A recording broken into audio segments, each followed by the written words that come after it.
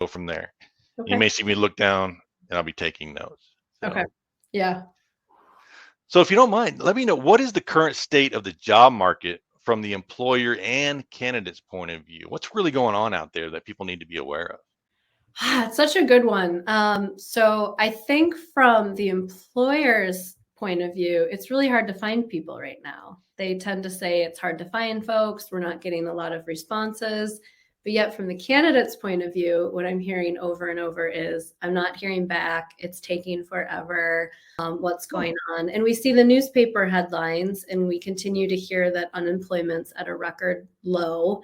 I definitely think for more of the hourly positions or some of the lower paid positions, that's definitely the case. I think if you're paying, like a caregiver, for instance, or retail, folks like that, I think really are struggling to find people. I think the interesting dichotomy we're seeing is that employers are tending to still want to hire experienced, like they want the same industry. They want someone who did the same job. But typically, a lot of the employees looking want a little bit of a change, like they're tired of their industry or they're tired of managing people. And so, whether or not the labor market is kind of reflecting that, I don't know. But I definitely think we're seeing kind of some conflicts between the newspaper headlines and how long it's taking the average candidate, especially if they're in like a 6-figure job, to actually land something. Do you think if the employers offered some type of training or transition that employees or candidates would be more likely to be willing to invest in a company? Like, okay, you're going to take me to another level. You're going to show me something different than what I've been doing, or is it just kind of like, Yeah, that's interesting. Typically, I find the employers are the ones not willing to do that. I feel like right? the Yeah. employees are, and they're more than capable. Like widgets are widgets anywhere, but you'll see a lot of the hiring managers are like, oh, they don't have healthcare.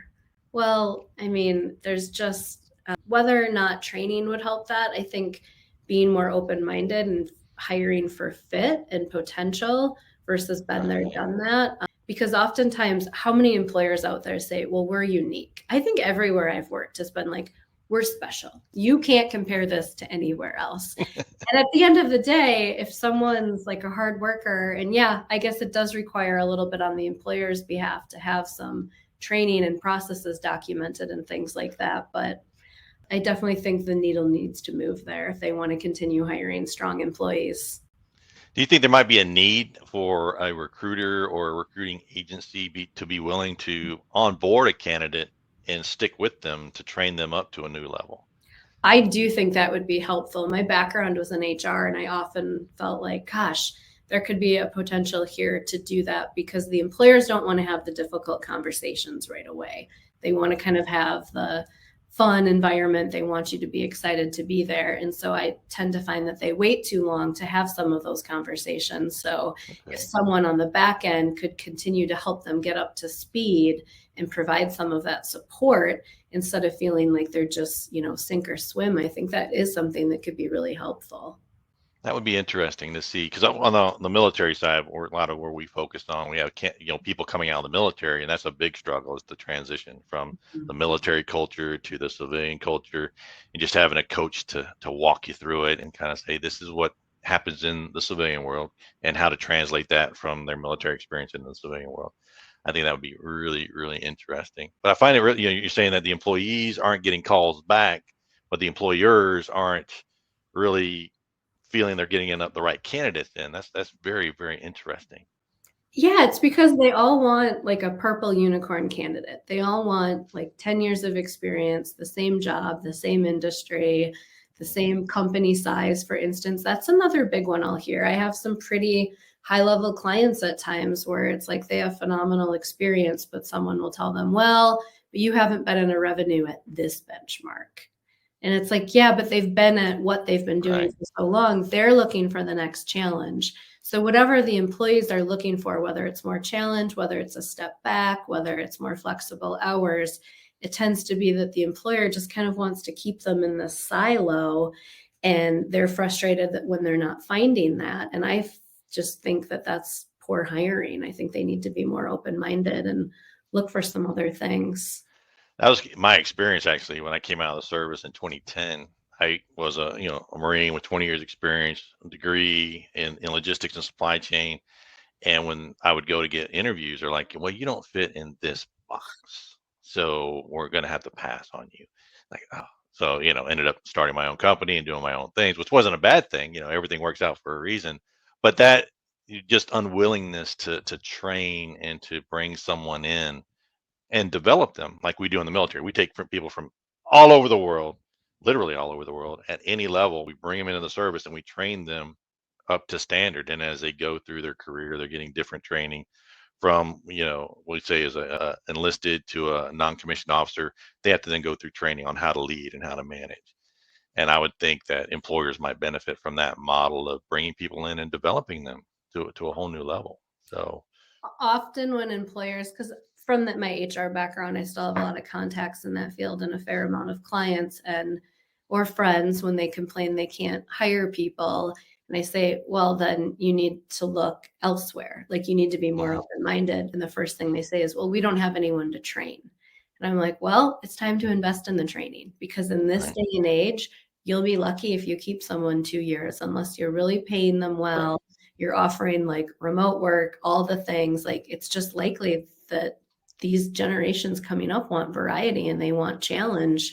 And so right. you better be willing to train. It's interesting what you say on the military. I had one client who several people had advised him to leave his military experience off because he was hearing some feedback from employers that, oh, our military candidates are too set in their ways or they can't handle flexibility and change. Mhm, I completely disagree with that advice. I think the military experience, you definitely want to really kind of hone in on your items. And frankly, if an employer is that narrow minded, I'd question whether you'd want to work there anyhow.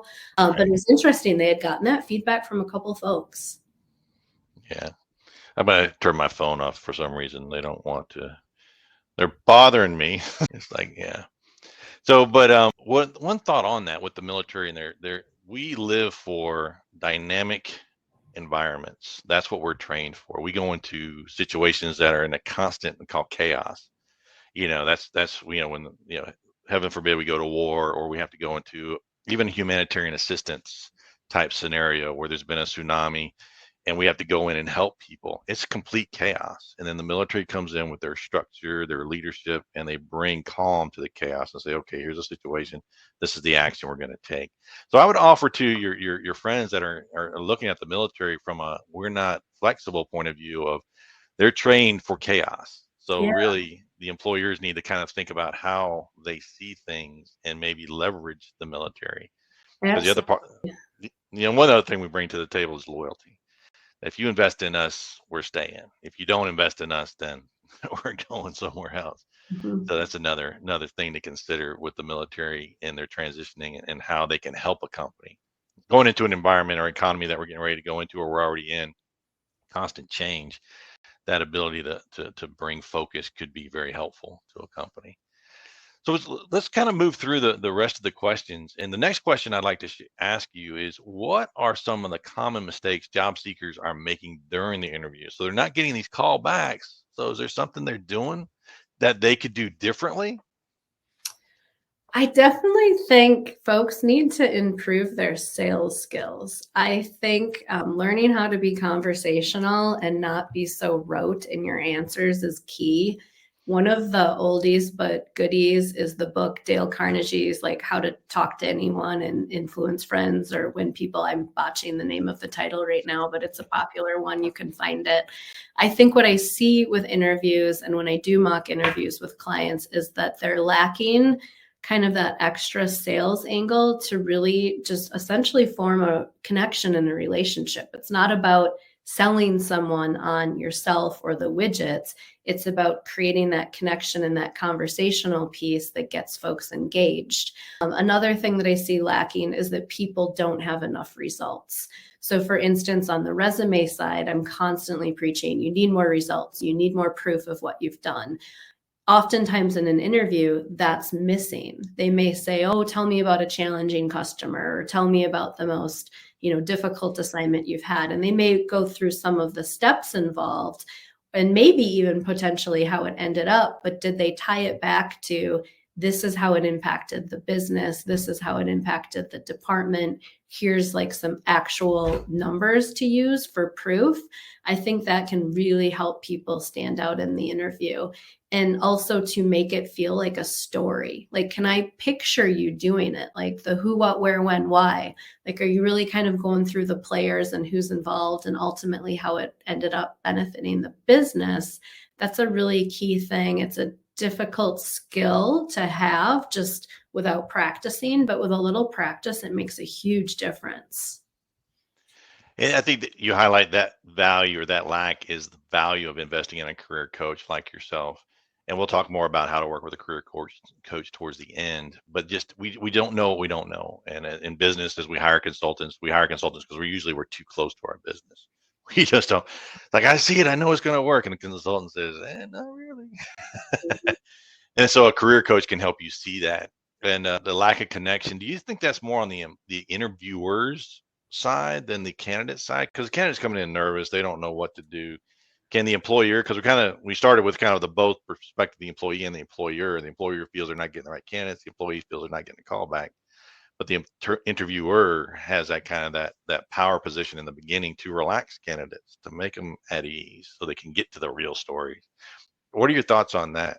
I love that question. So a few things. I definitely think it can make a difference. Like if they're more warm and friendly and, making it more of a receptive environment, I do think that can help calm some nerves.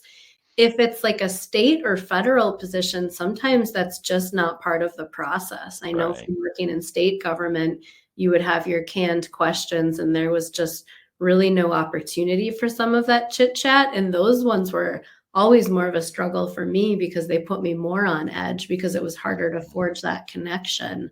I definitely think from the employee's perspective, they just tend to be nervous. So sometimes Yeah. no matter how bubbly or outgoing the recruiter or hiring manager is, I tend to find folks either get really quiet when they're nervous and they just don't say enough and they don't back it up enough, or they talk too much and they babble and they just like go on tangents and you're like, cut it, cut it. Like you seem really great, but then the hiring manager's thinking, are they ever going to get to their point in meetings or are they going to know how to be direct on an assignment? So it's such a fine line. I think the good employers are doing a good job of that, but I also would caution someone if they're too good at it, like, is that what the environment's really like? Like how many of us have been sold something thinking this is this great culture we're getting into, and maybe they're just really good at sales and interviewing folks and painting this great picture. So you still want to remember to interview them because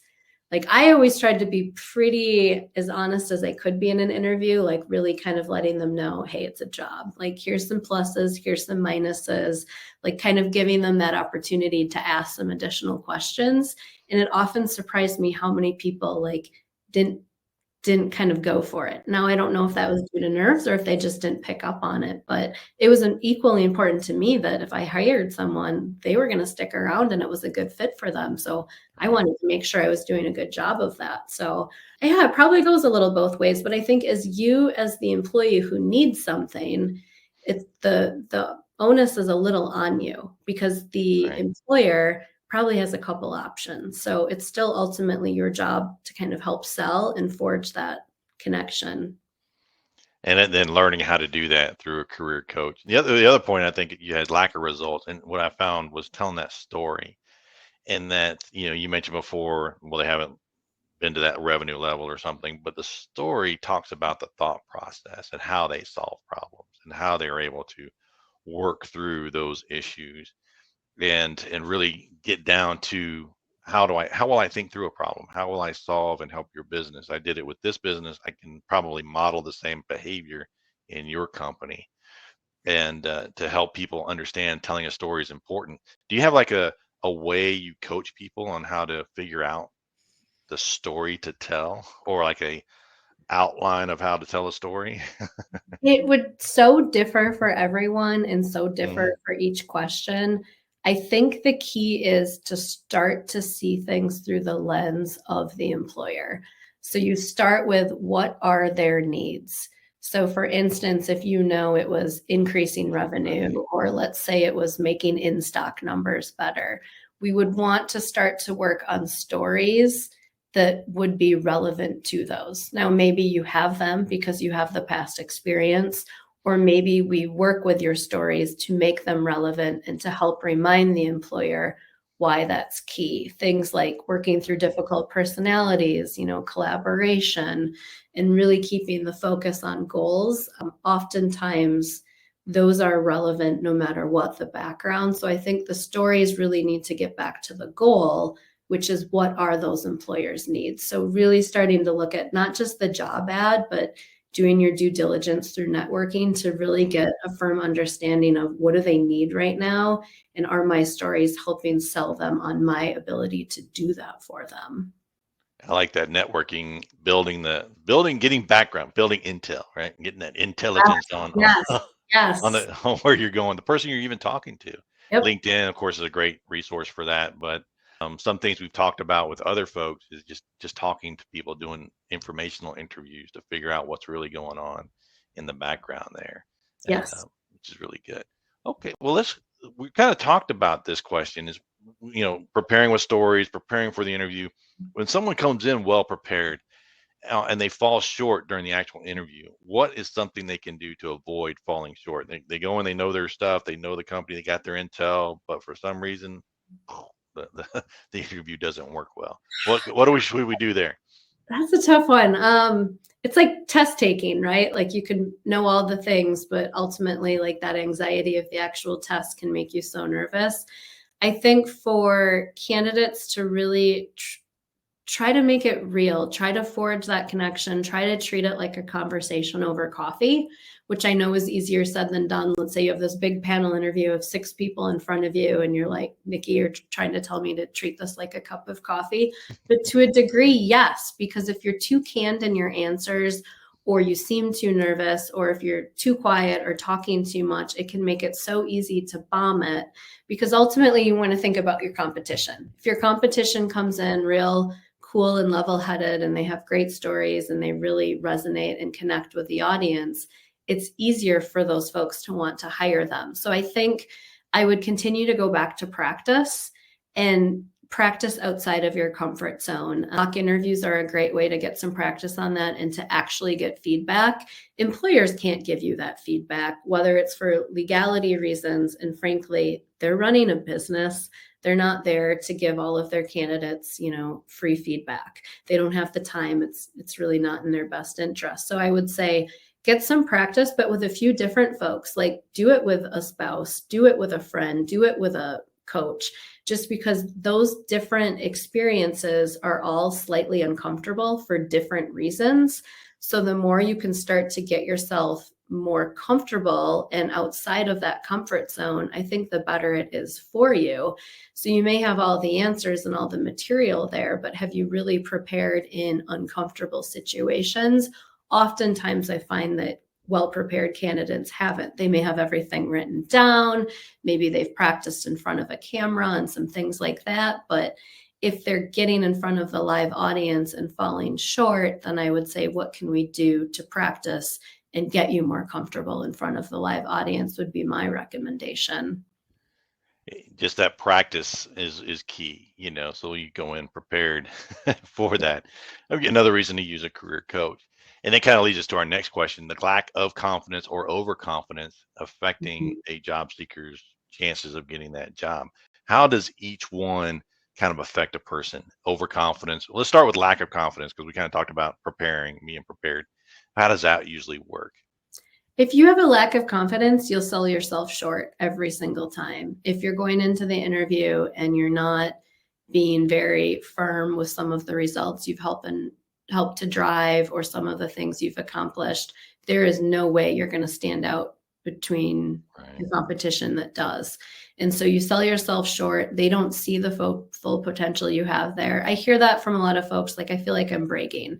I don't want to feel like I'm doing that. Or my team achieved that. I didn't do it all. Or you hear some things Right. like that. But ultimately, why, like, let's flip that narrative. Like, why would they trust you in the position if you don't seem like you trust yourself? I mean, it's just, again, easier said than done. I'm not trying to be flippant here because it's super, super hard to do. But you do want to think about it from that employer's perspective. Like, why would they trust you to lead a team if you come into an interview and seem kind of gun shy? Like, I mean, there's just different things there. So I think really having that confidence to back yourself up, it really does help you out. And plus, let's keep in mind that will really help you out from a negotiating standpoint as well. If you were to get an offer, like that all starts way back in the interview. In competition, I think is a good point you've made several times. You're in competition with others. You may have the exact same resume. You're probably going through the filters and all the other things. You probably have very similar candidates across the board through experience, training, results. Now they got down to the last two or three that they're interviewing for success, and it is a competition, and you want to stand out. And maybe one way to think about it, is you're fighting for your life.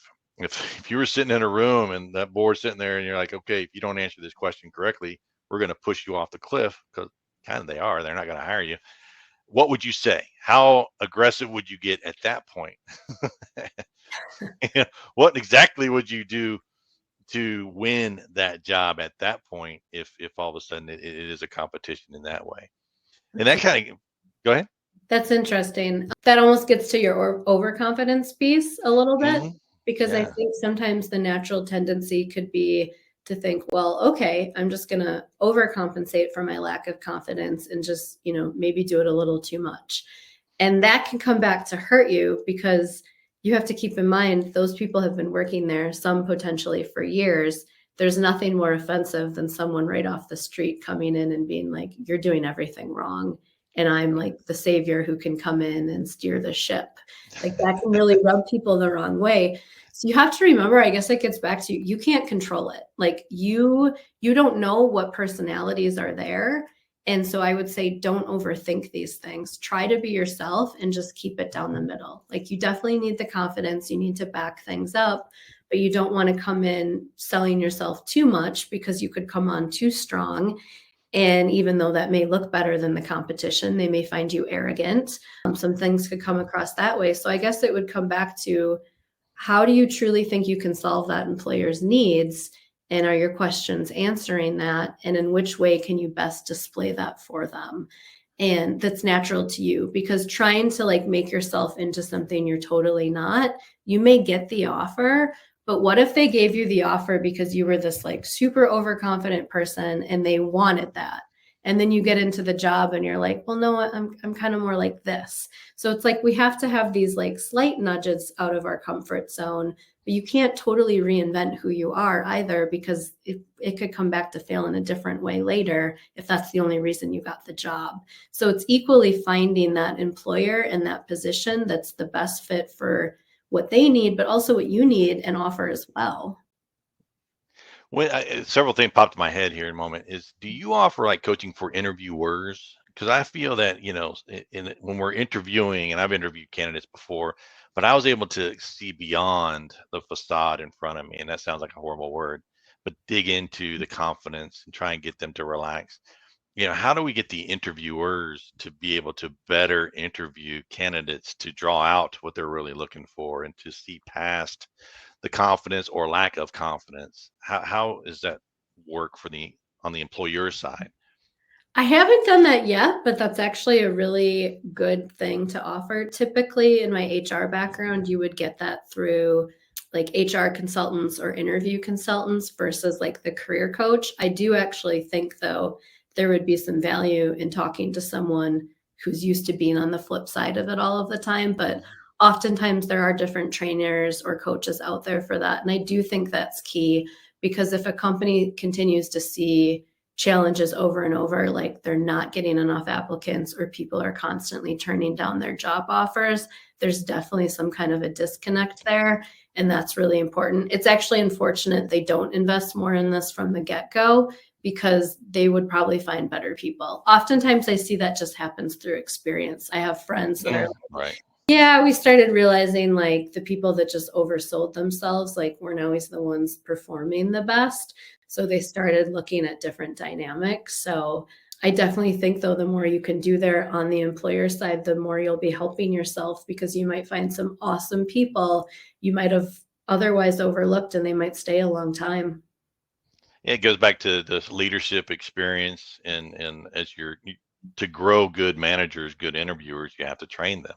I think too Yes. many times people feel they want the instant success, in this day and age of immediate feedback or immediate whatever, buying it online immediately. People are different. You got to train them, you got to build them, you got to make them what you want, and to work that way. And when we go into interview, body language seems to be a big part of it. And considering like what we're doing, can you hear me now? Yes. Okay. Yep. I think and I sound different, right? Because I'm now on a different Okay. microphone. That's okay. But what I was saying is body language in this day and age of online interviews and Zoom interviews. Body language is really just your face. How does that work today? What do people need to be aware of? So they I'd, don't overconfidence or underconfidence. I'd start with some common sense ones. Like, first, give the folks a moment to introduce themselves. I can't tell you how many times I've been on Zooms, more on like the fitness end. I've done a lot with like virtual trainers since being home. And it's like they don't even wait. Like, typically, Zoom will tell you, like, still connecting to audio. And they're like, can you hear me? Can you hear me? Or like candidates will do that and they'll just like dig right in. And it's like, okay, give it a second to kind of make sure all the technology's there. That's just like the basic one. Because if you start off right off the bat, it can just be a little irritating, especially if they're on these all the time and they're like, okay, come on. But equally, smiling, eye contact, dress like you would for an interview. Still, Right. feel free to use some hand motions and things like that. Like, talk like you're really talking to them and really try and make it as much of that connection as you can versus like being super closed off, or if you act like you've never used a camera before in your life and some things like that. Like, the interview is not the time to practice those things. You really want to probably record yourself and see, how do I come across? What are some things I can do to kind of resonate with the audience a little more? All of those are really helpful. I think other common body language mistakes, I'm trying to think what else. I think those cover it. I mean, it's a lot of that basic stuff. Just treat it like you were in a conference room. Lean forward. If you're super far back with your arms crossed and you seem super disinterested, like, they're going to pick up on that. So you want to continue to just do what you can to kind of have that sense of connection. And just like I said, just understand the frame. I mean, looking at how we are right now, my hands can come up. So now I gotta, instead of doing my hand language down here, I need to bring it up to my face. Look at the camera, which is like I'm making eye contact with you, but your picture's actually down here. So if I'm looking at you in the eye, I'm not looking at the camera making eye contact. Just being aware of those little things makes a huge difference. And overconfidence, I could just imagine, seeing people with their hands back. "Well, I don't know." I mean, you're projecting what? You don't want the job. You're bored. You're just not even in the running. And practice is easy, right? Mhm. You can record yourself at any time and Mhm. just see how it is. Or, I mean, how many people do the FaceTime with their mom and dad and their friends?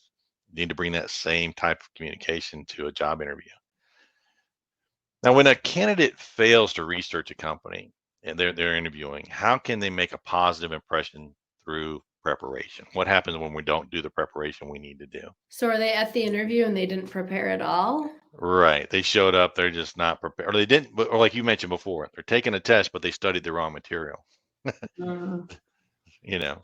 That's a tough one. Ask questions.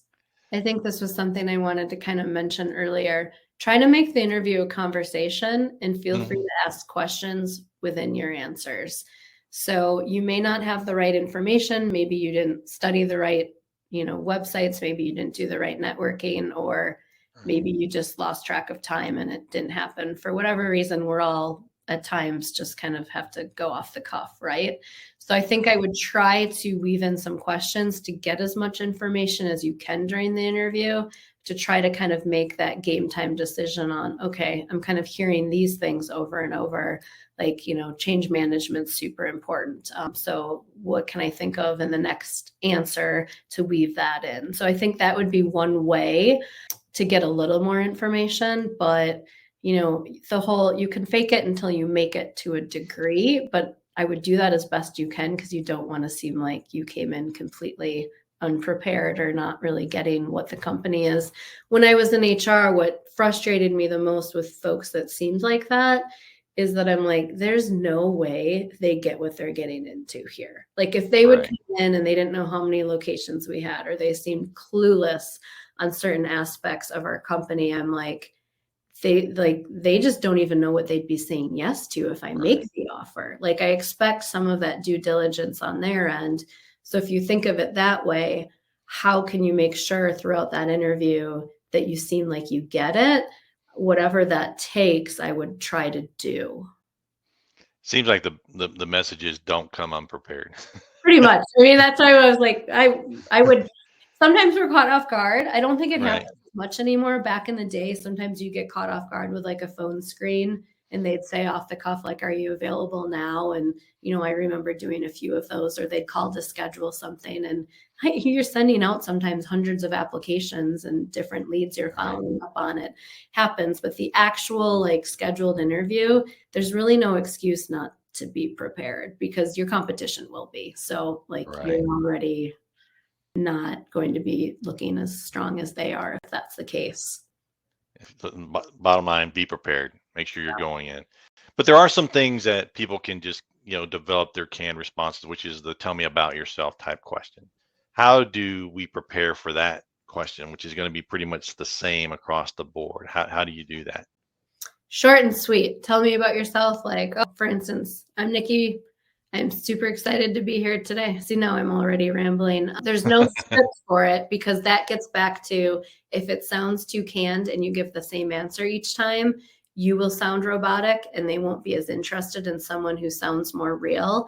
Avoid anything personal. So, like, oftentimes people will, drop, oh, I've been married for 20 years. I have 3 kids. Just drop all that stuff. You're there for the job. Depending on what the job is about is what your answer would be about. So let's say I Okay. was interviewing for like a career coach role. I worked in HR for 15 years. I transitioned into owning my own business as a career coach and resume writer. And now I'm really looking to join a team. I'm super excited about your role. I've always been excited about the idea of working for a university. Something like it's short and sweet. It's a little bit about your background. You're focusing a little bit of that sales element of what you're kind of interested in, and that's about it. When I would ask that, I usually was wondering, like, it was almost like a test. Like, do they know how to make basic like small talk? Because if they come Right. off like telling you your whole life story, you're like, oh man, what are they going to be like in a meeting with clients? Or if they don't say anything and they're super awkward, you're like, how are they going to fit in with the team? It's kind of a Right. test.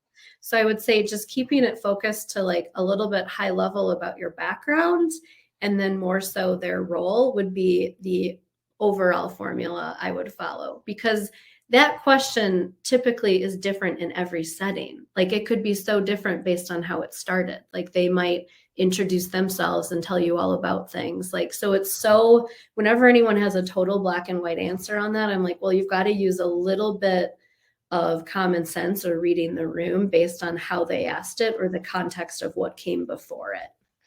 That makes sense.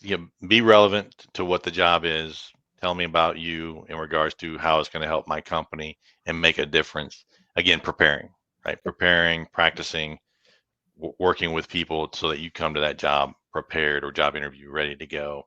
And but I like that idea that you mentioned. It's kind of a test from the interviewer's point of view of, hey, how's this person really going to be? They ramble too much. Is that sometimes rambling is a good thing, right? If you're having somebody that's going to be doing customer service, or is there somebody, that you don't want rambling at all? Mhm. Which goes to our next question is how can we strike the right balance between showcasing our skills and aligning with the organization's goals? How do we do that best? Honestly, like you would want to be real about them and not go too much for what the employer needs. So let's say they want someone who, let's see, what's like an example in supply chain? Give me one because I'd like to work off of like a real example. That's a really great way to kind of set up this question. In the military, we have a lot of experience. I'm in logistics, or I'm in logistics, and I'm going to do a job for a supply chain job. So now the terminology is different. Mhm. but the skills are the same, more of a way to have to showcase transferable skills is another way to look at it. So yeah, Yeah. I was a logistics person in the military, and now I'm applying for a supply chain job. And to give some context for that, a logistician in the military loads trucks. They develop orders for the mission. They know what kind of supplies they're going to need for the mission, how long they're going to have to go to, from everything from bullets, band-aids, and beans, is what they used to say. How much food do they need? How much fuel do they need? How much water do they need? How much do they need that? And now I'm interviewing for a job in supply chain where I might be in charge of buying and purchasing things for an organization. So how would I do that? Very similar jobs, but the terminology is going to be different. Do your due diligence and network with folks to try to find out more of what the private sector terminology will be. And when you're doing your interview answers, you don't want to mislead them and call, like, let's say your military experience, like refer to some of the same terminology, but it would be your job throughout the answer to maybe use your example and say, well, as I understand it, this is how it's relevant in the private sector, or through my conversations with folks, the buying side, I understand, budgets and things like that. What you'll want to do is really do your due diligence to understand what those positions need. And when things are similar and transferable, point that out to them. Like, say, we refer to it as this, but I understand in the private sector, it would be referred to as this way. That showing that connection and that understanding that, again, like, you kind of get what you're getting into. And that always helps folks feel a little more confident when they're extending offers, because it's like, okay, they kind of get it. I'm not having to completely teach them from scratch. So that would probably be my advice there. And continue to focus on the results. Like, if you're really showcasing some good results, oftentimes people have their stories, but they're not having the results. You might want to take it one step further and say, some things I would anticipate in a role like this would be using these skills to have some results, such as this for your company. Those things would all be really strong too for some answers. I think that's a good way to just prepare, right? Prepare and be able to translate what you did in the service to what they need in the civilian world. Or if you're transitioning jobs from, let's say, a sales job to a procurement job, is show that. And that's one of the things we talk about. Salespeople are very good at negotiations, understanding customer needs and requirements, knowing timelines and projects. And on the supply chain side, you got to understand the customer requirements to purchase it the proper way. You have to negotiate with the vendors, not with customers. So there's a difference there, but it's similar. And you understand projects and timelines. So you have to make sure you hit the timeline so that you can deliver the results that the customer is looking for. Now the customer is your internal team, not your customer that's outside your company. So just being able to transition and have that conversation back and forth, which again, that's where a career coach can help someone. Which brings another great question. What are the common mistakes job seekers make when following up after the interview? And how can they leave a lasting impression in the phase of this process? And before you answer, the point I want to make to the listeners is the person you're talking to knows other people. So just because you may not be comfortable with them doesn't mean they don't see you as a good fit for somebody else. So with that lead in, what are your thoughts? I think thank yous are really important, but only if they're genuine. Oftentimes someone may send this cliche, thank you so much for your time. I really appreciated the interview. I look forward to hearing back. It's so generic. They probably get 100 of those a day. I think when you follow up after the interview, it's one more opportunity to sell yourself. So thanking them for their time, but maybe reminding them of a few things you think you could do for them. Short and sweet, a couple bullets. I really enjoyed our conversation. I think I'd be great at the change management piece of what's going on with your team and the new software as you transition to this new supply chain software. Really getting into a couple nitty-gritty pieces are key. Confidently stating those, just short and sweet, like, I'd love to, learn more, make it to the next step in your process. But I think making sure to leave a couple of valuable pieces of information relevant to their needs as part of that thank you is key.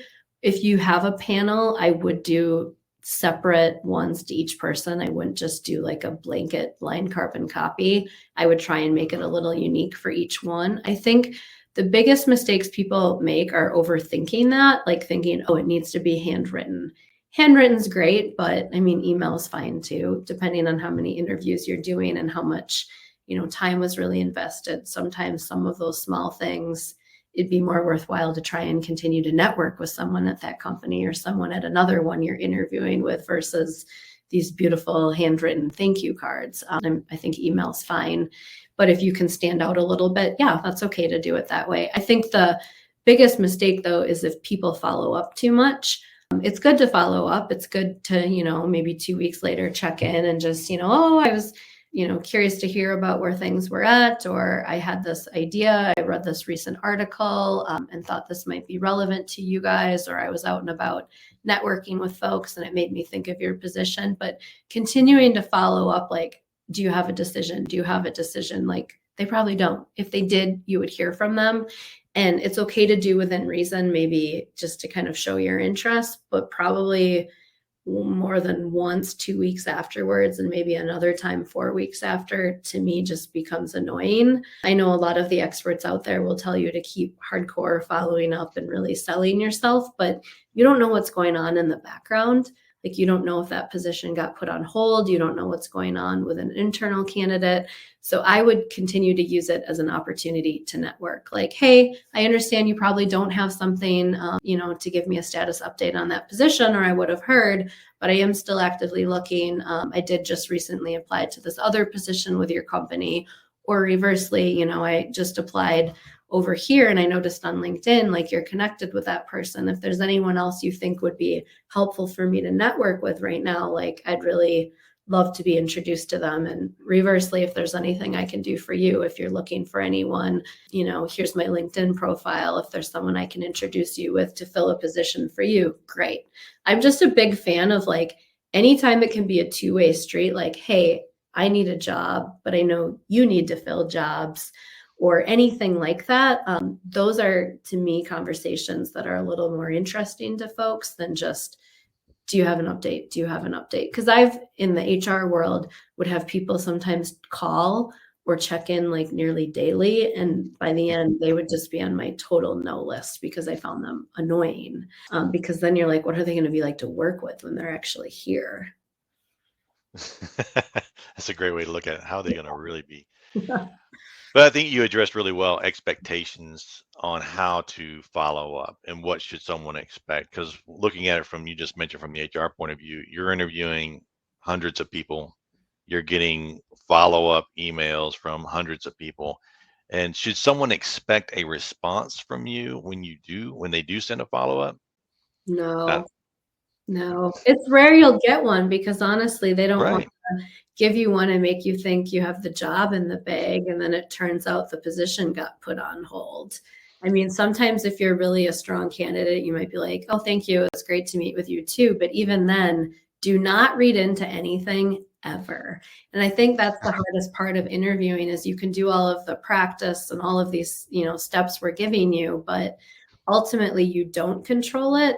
And I think it's good to just sort of read the room and do your best and just keep moving forward on other ones. Don't put all of your eggs in one basket, because you just don't really know. I think it's your time as well. The time you're spending following up with a job that is probably gone, now you're wasting your time, and you don't want to do that. You want to move on to another job and move on to another opportunity, which I think is key. That's for someone to realize. It's like, hey, it is a two-way street. But I really liked how you mentioned, how can I help you? How can I help you, the interviewer? Maybe I'm not a good fit, but maybe I do know someone. In fact, here's a suggestion. Based on our interview, I feel this person may be a good fit as well. Interview them. And then that starts to create that reciprocity. You do something for me, I do something for you. Maybe I don't have a job for you at my company, but I do know someone over this company where I think you'd be a good fit. But if you're annoying, it's Yeah. probably not going to work. Yeah. And what are some interview mistakes that people make during the virtual interview? And we talked about that a little bit before, but more specifically, what are the mistakes people are making that you see? Being uncomfortable with the technology can be one of them. We kind of talked about that earlier. I think sometimes treating it too casually. Maybe they're not as formal in some of their answers because they feel safer because it's a computer screen. I think continuing to remember that this is a formal setting, you want to present your best face going forward. I just think it's really important to treat it that way. So for instance, don't have your kids in the room. I know that can be tough, but you might want to go to a library room where it's reserved and you have complete quiet space. As best you can, treat it as professional and serious as possible. And that would be the recommendation I have. I do see folks sometimes take them too casually and just treat it like, oh, it's just this casual Zoom thing. And they just kind of show up and have some conversations. But ultimately, did you leave them with a lasting impression that you can do the job for them? That's key to do every single time you have that opportunity with someone. And Zoom is very much a way people communicate nowadays. So how you show up for the job interviews, how you're going to show up for clients and customers or vendors on the supply chain side. So I think it's definitely to be prepared and understand how that would work. Now here's a great question, I think, and this always comes up in the interview. Tell me about your weaknesses. How do we talk about that? When someone gets that question about weaknesses, how do we really want to talk about that without exposing our weaknesses in a negative way? I know. I was hoping this question would have gone away by now. There's been some backlash against it on LinkedIn, but companies are still asking it.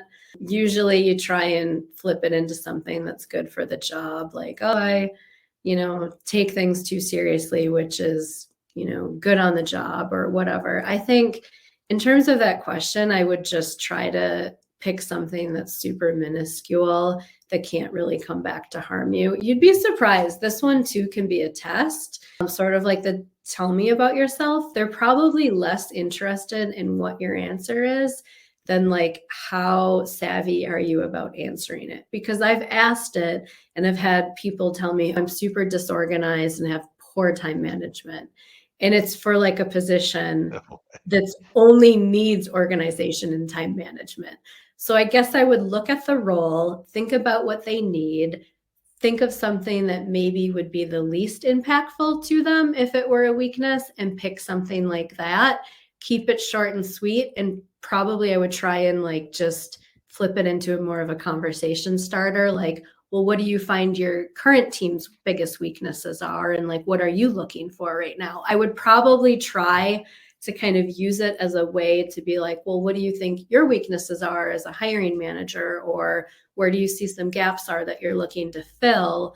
And kind of turn it that way at the end of your answer, just to see what you can get out of them. Because if they ask this, I would equally want to know how they would respond in reverse. I like that, the response of, well, tell me what gaps you currently have that I need to be aware of, and to see how I'm going to affect that.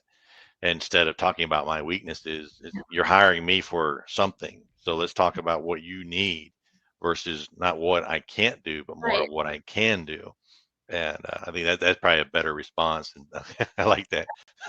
I don't know if I would attack the HR manager though. I wouldn't say, well, tell me your weaknesses as an HR manager. That's They'd fair. I don't know about that. Yeah. You'll want to be diplomatic about it. For sure. I definitely think that asking what weaknesses do you currently have, or gaps, a good way to say, what are your gaps currently in your current team? And yes, I see myself filling those gaps this way, and then you would say, or maybe another way to say is well, my strengths would be someone else's weaknesses, and then my weaknesses will be someone else's strengths. And that's why you're building a team, because we're not all perfect. Mm-hmm. Well, that works. That might work. Yep.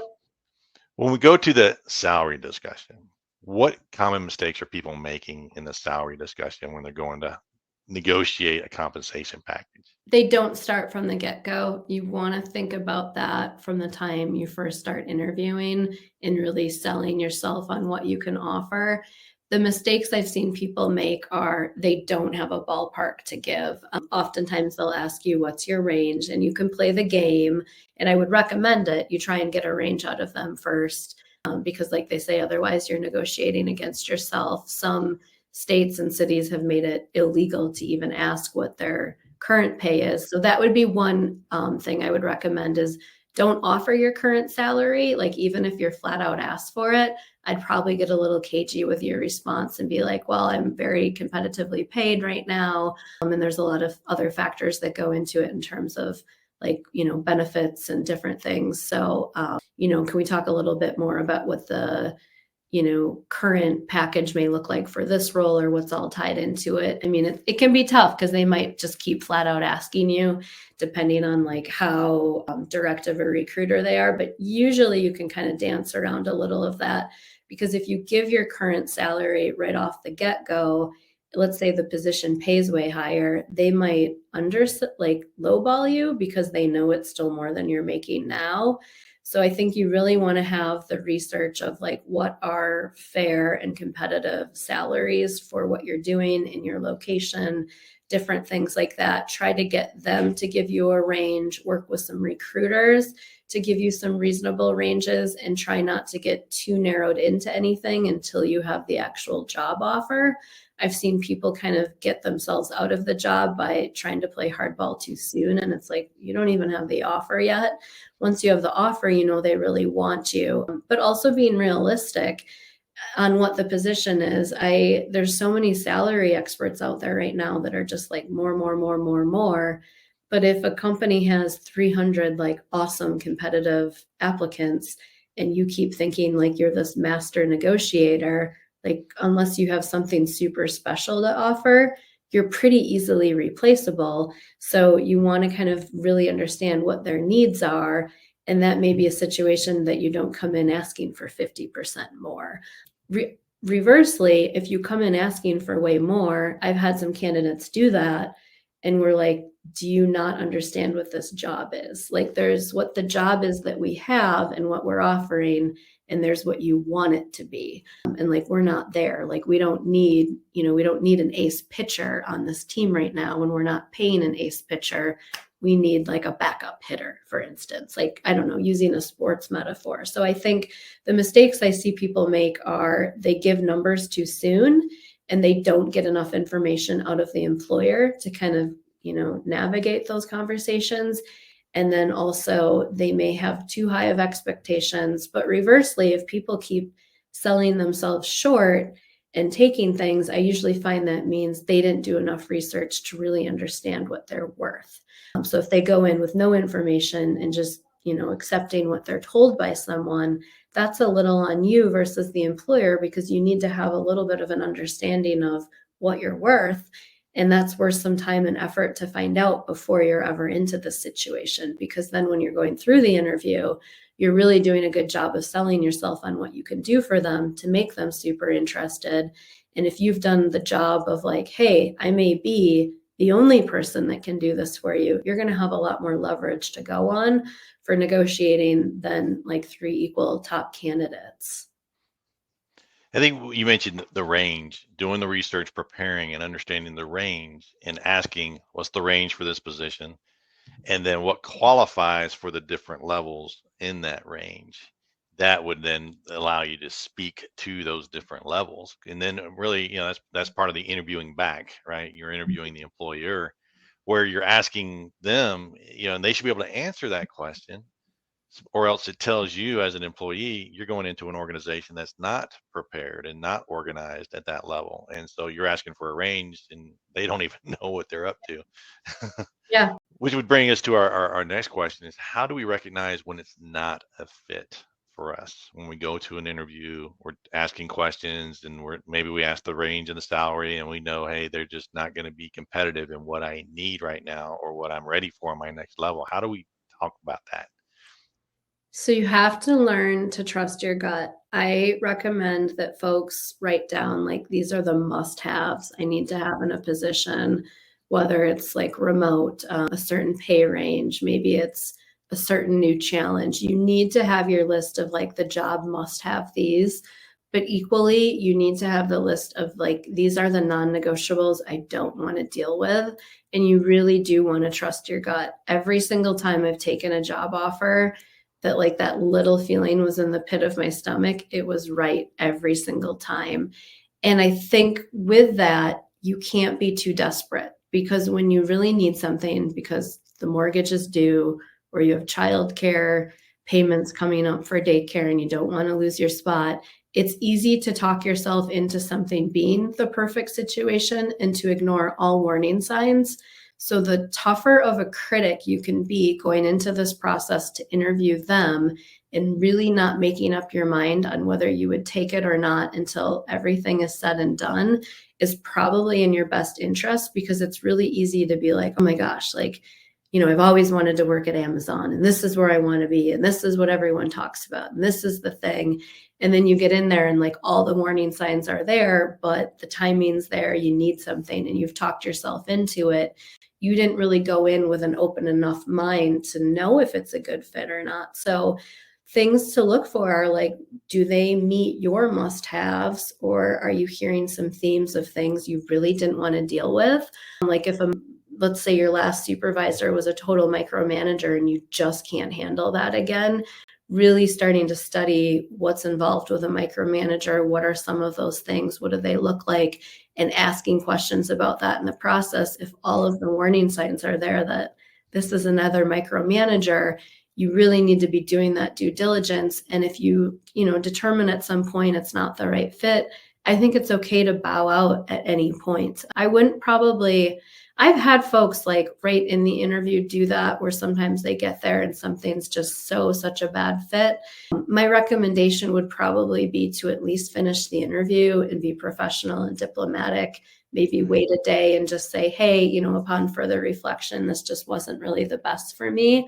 I think we've all heard the stories of the candidates that show up somewhere and they hear the range and they're like, that's too low, and they leave. I don't know, maybe it's the Midwestern polite in me. I probably would at least finish the interview, just because I would look on it as an additional networking opportunity and experience. But let's say you had like 8 hours of interviews ahead of you and very early on you realize like, this is just not for me. I'm wasting my time and I'm wasting theirs. I think it's okay to just politely be like, I really appreciate you having me in today. It's been really interesting learning more about the position in your company. I think I had a little bit of a different picture of what I expected it to be coming into this, and it's not really matching what I'm looking for right now. Out of respect for your time, do you want me to continue? Because I would understand if you want to focus on the candidates that it's a better fit for. And probably any solid interviewer would be like, okay, thanks for being honest. Or they would ask more questions to find out, okay, what kind of makes you think that? And they'd try and find out if there was a fit or connection there. Otherwise, they probably would prefer to save the time as well. So I think as long as you're polite about it, it's okay to bow out. And it's also perfectly appropriate to wait a day and just send an email and take your name out. It's funny, people worry so much about these sort of things, but like we've all had the candidates not show on their first day. We've all had folks quit 2 weeks in. We've all had so many surprises by this point in our careers that like, as long as you are professional about it, like don't overthink it. I think polite, know your manners, and like you said, it's a networking opportunity. If you're rude, they're going to remember that, and they talk. Everyone's willing to tell a bad story, but they don't tell as many good stories. I think that's definitely a good point. But I like how you mentioned before about, not getting in a situation to where you have to take a job. And one of the things I say a lot, you're the CEO of your own career. And as CEOs of businesses, we're always marketing, always looking for new customers. And one thing I would offer to think about here is, working with a career coach, starting to work with them now, not waiting until you get pink slip and then you're going out the door, because all of this takes time. Building your resume the way it needs to be built, knowing what jobs are available. If you're looking to transition up or down or sideways, doing that research, all that takes time. Because I would definitely not want to be in that position you described earlier where, hey, the mortgage is due, childcare is due, things are coming. I'm now in a situation where I have to take this job because I have nothing left. And, you're working for a company and they will cut you as quickly as they have to based on their numbers. And you should have the same attitude, that, hey, there's a better job offer over here, and they should go for it. What are your thoughts on preparing and constantly looking for a job and constantly looking for opportunities? How do you feel about that? I think everyone always should be. I 150% agree. A company would cut you as soon as they need to, and rightfully so. they're a Mhm. business. I know Exactly. that sometimes folks think, oh, that's so cruel, but they need to make money.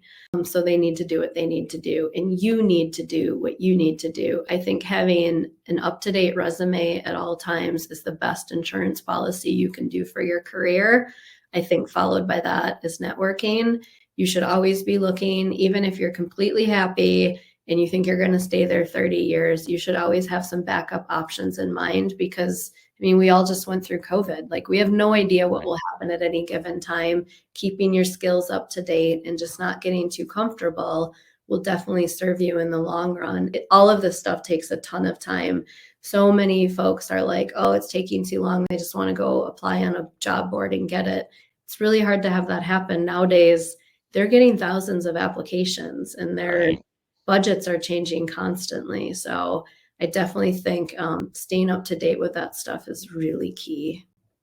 It's kind of like don't take the bait on the job boards. Even though SCM.jobs is a job board, it's still you have to network, and the job boards are really there for information to prepare for interviews and to find out what's out there, not necessarily to get a job, so to speak. And with other of your colleagues who I've interviewed, they say, the job networking is absolutely essential, absolutely essential to find that next job. And you might get lucky if you get a job board interview, but most likely it's going to be based on someone not not an application you submitted via LinkedIn or something else. It is, but I like that you mentioned that because for those of us that tout networking all the time, you still need to go on the job boards and apply. Like, I think Right. sometimes there's too much of that nowadays where everyone just thinks it's like this magical go talk to someone and it happens. These employers still have typically like legal reasons. They have to post Right. things, they have to follow a process, and you still need to be in their system and you need to follow the rules. And it's not to say people don't ever just get a job off of a job board. I've had a lot of clients do that. So understanding how all of this works, I think early on when I kind of mentioned the networking, we talked about the due diligence. I honestly find it pays off more for the fact finding to use in your interview answers and to use in some of those Right. stories than it really does like Joe over here gave your name in for a job, because Joe could be giving 5 names or there's 6 different Joes all giving names. So I think sometimes Yeah. folks think that's all it is. And it's like, no, it's still really important to read those job boards and understand what they need and market yourself accordingly. It's a source of information. Yeah. You're going looking for supply chain jobs on SCM.jobs. You find out the companies that are hiring supply chain people, the skills they're looking for. You can do your resume and tailor it to those job skills so that you can actually be found of the thousands of applicants being submitted. All that makes a big difference. So we're kind of coming to the end, and this is where I'd like to ask you of someone that who's made a mistake during an interview and actually recovered from it. How did that work out? I feel like we all make mistakes all the time in the interview. I don't think I've Mhm. ever, from an HR perspective or a mock interview perspective, had someone nail it every time. To be honest, if they do, it might come across so well polished that you're like, are they real? I think if you're making a significant mistake, like let's say you like listed the wrong company or whatever it may be, it's like anything in life.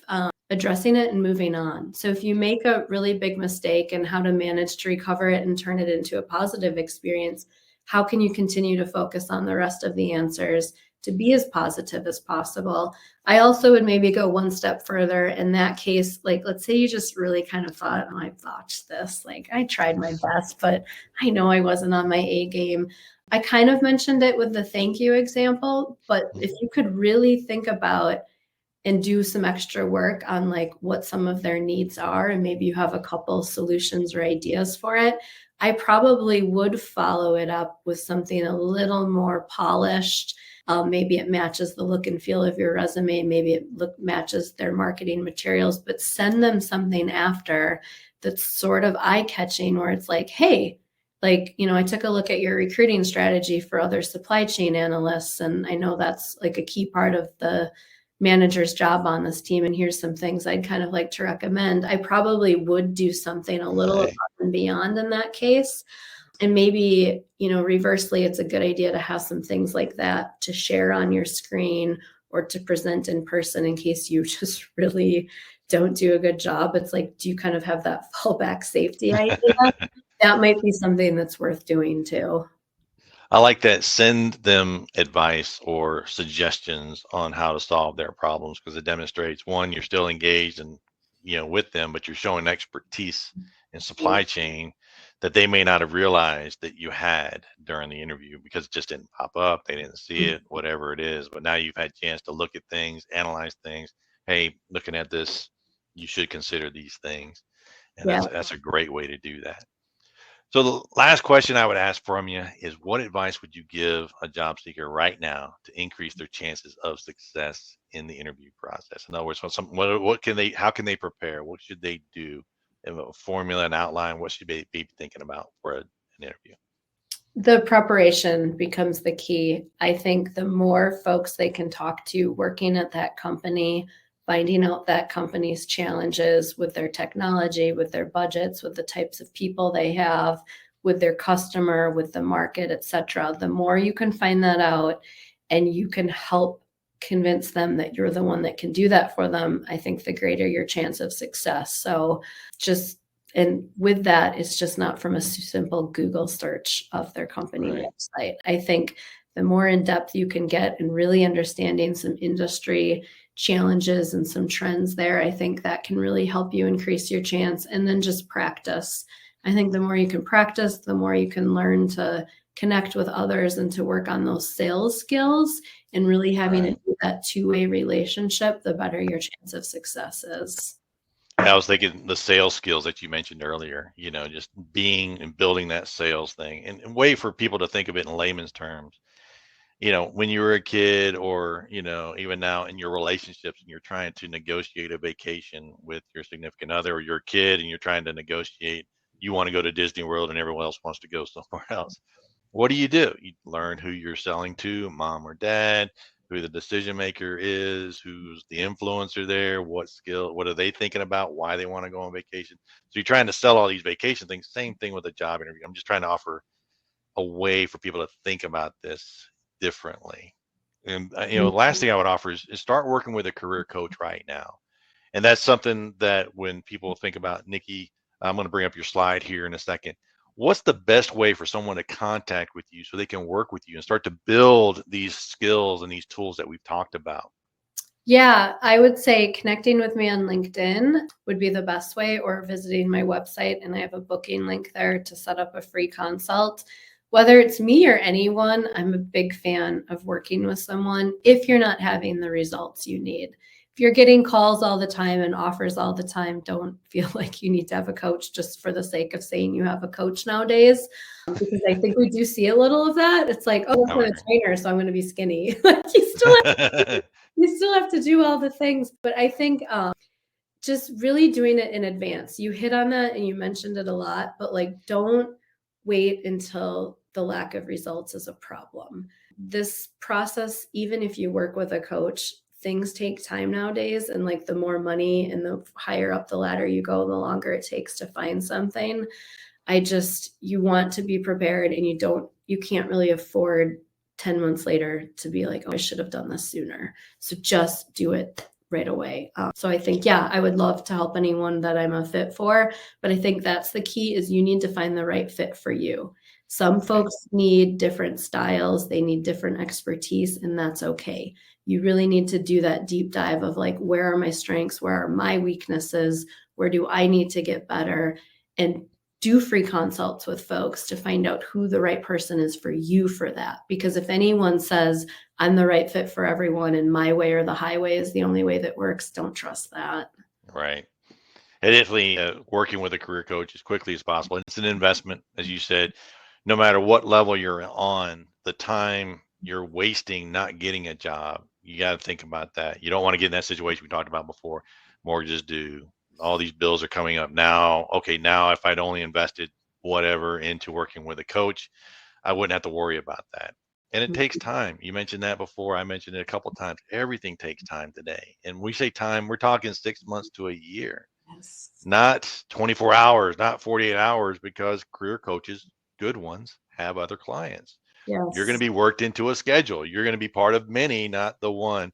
And if there's only one and they can immediately get to you, maybe that's a red flag I too. know. No, it's like golf. I don't golf. I don't even like it. I don't have the patience for it. But I really, Mhm. truly think your career is like a golf game. Like it's all about, getting out there, new challenges, and you have to be patient. Like no one's going to become a professional golfer overnight. And there's a lot of misses in this. So you just, you keep going, but you don't expect it overnight.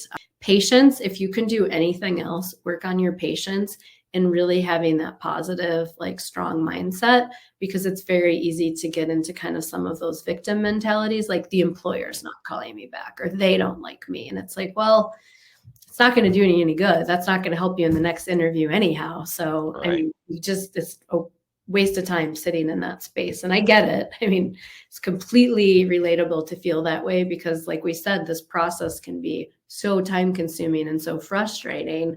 So, that's totally reasonable, but it's not going to help you. Right. And just having that plan and constantly working.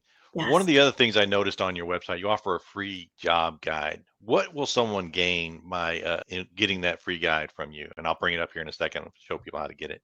Yeah, so that guide goes through basically A to Z checklist of all the things you need to think about as you search for a job, anything from a cover letter to a LinkedIn profile to networking, salaries, all of that, like A to Z. So it gives you like a framework to work off of. And my recommendation is work those steps and then just keep working them over and over until you have results, and it'll give you some touch points to be like, do I need a little extra help here or do I have what I need? It also does the deep questions of the types of things you should think about on your resume. So it will ask you things like, how big was your department, or what size budget did you work with? How many people did you oversee? Some things like that. Those are really good for your resume, but it's also excellent benchmarks for interview preparation, because oftentimes some folks will say, oh, a professional wrote my resume, I don't have to worry about that. And that's fine. I do that for folks too, but you're still going to need to talk about it in the interview. I'm not. Right. You are.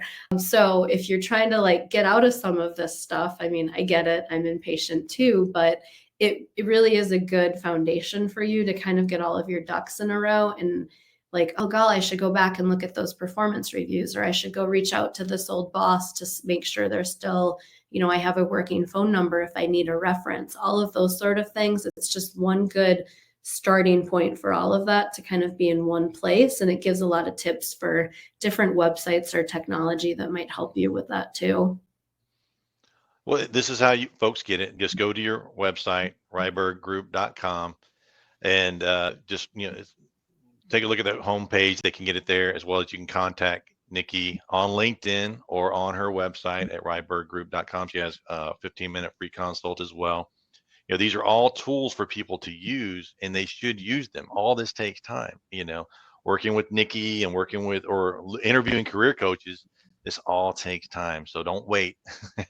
Depending upon what camp you're in and what media you're listening to, whether we're in a recession or going into a recession, or there's just what I would offer is everything's changing constantly, and you got to manage your career. You got to manage your career. So, Nikki, thank you for your time today. And do you have any parting thoughts that you'd like to offer with folks? Yeah, don't overthink the coach piece either. Sometimes all my clients need is one mock interview to be like, oh, the light bulb went off, or you just need like one set of eyes on your resume. Don't feel like if you're asking for a little help somewhere that, oh gosh, suddenly now I signed up for some crazy $10,000 package on something. There are those out there, and sometimes they're worth it for certain individuals, but don't feel like that's exactly what you're signing up for. So I think my advice to folks is really just give yourself that honest assessment of like, where can I do some of this on my own and where are my strengths? But reversely, where are some of my weaknesses where I could use a little of that extra edge? And I think if you work on that, it really will pay off for you. And just remember that ultimately you have to spend a lot of time at this place. So take your time to do your due diligence to equally find the right fit for you, because you definitely don't want to do this again 6 months later because you made a mistake. Just because you made a mistake. And I think where your job search guide gives someone an outline to follow, and then when they find they have gaps, they should give you a call and say, I've gone through your guide and I have a gap here, here, and here. How can we work together to fill those gaps? It's just kind of a how to work with a career coach like Nikki to make sure that's a good fit for everyone. So again, I appreciate everyone's time today. Thank you for joining us, and we'll talk to you soon. Thank you. Don't hang up.